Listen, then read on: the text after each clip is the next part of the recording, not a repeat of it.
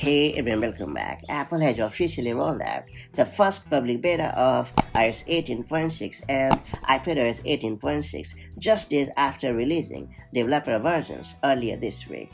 Users enrolled in Apple's public beta program can now install the updates on compatible iPhones and iPads by navigating to Settings, General, and Software Updates section. While the iOS 18.6 and the iPadOS 18.6 betas don't introduce any major new features, they appear to center around minor enhancements and bug fixes. There was speculation that Apple Intelligence would debut in China with this update, but that rollout may have been postponed due to regulatory challenges. As of now, Apple has not yet shared detailed release notes for this version, and no significant changes have been spotted during testing. The updates are likely focused on refining overall system performance and ironing out early bugs as iOS 18 adoption grows.